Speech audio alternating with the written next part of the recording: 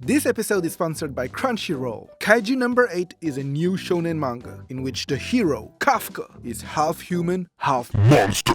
Discover the first volume of this unique story filled with action right now by clicking on the link in the description box below.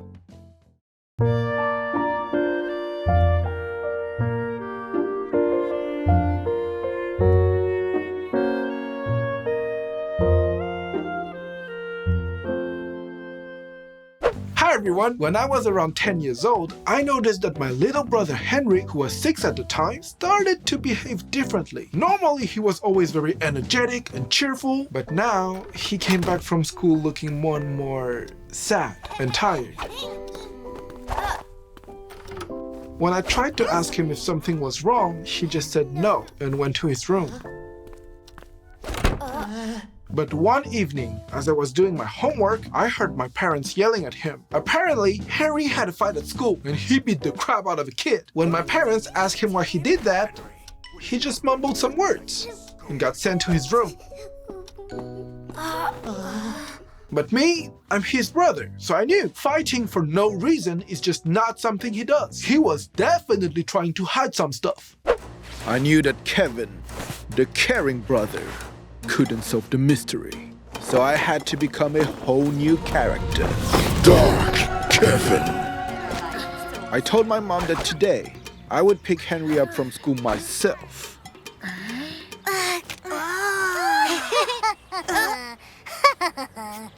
This is mine now. What? Sasha, who do you think you are?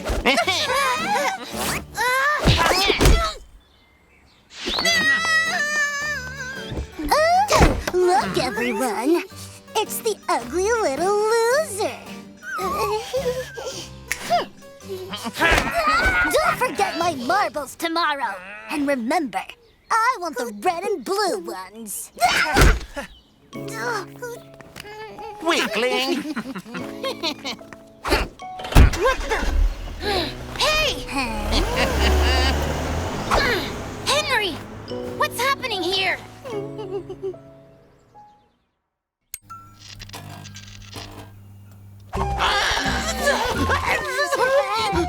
He's gonna break my ribs! You have to do something! Just sing a song, Bamboo. Please free me, or I'm gonna die! Please free me! My brother told me everything. How the bullying started this year. The violence, the humiliation. Sasha, it was the name of my foe. But at this moment, he became my prey. And I turned into a vengeful spirit. It's too late for apologies. You are trapped with me. The entire night, my mind was on fire. If it was up to me, this little roach would have already been disposed of. And at dawn, sleep deprived, I finally found the best freaking solution you could ever imagine. I would go talk to that prick and tell him to stop. Yeah, it was my master plan. Once again, I went to pick up Henry from school on my own. But this time, I didn't wait in front of the gates.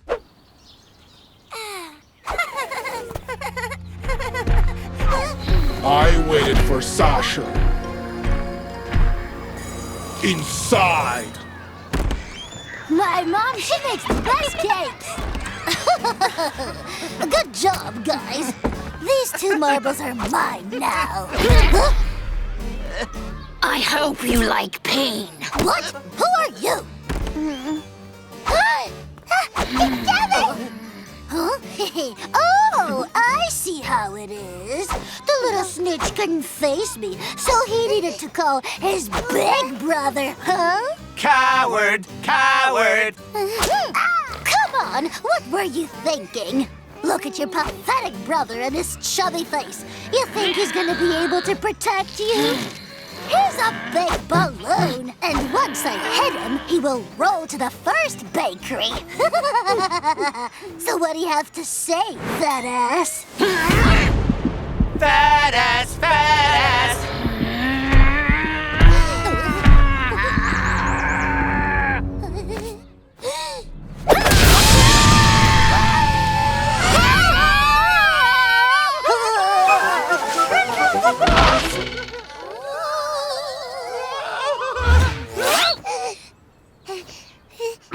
bro. Huh? Bro. After this day, Sasha never bullied my brother ever again. And Henry was forever grateful to me. But I didn't do it for him. I was only trying to prove 2 points. 1, nobody can touch my brother, except for myself. And 2, no one calls me fat.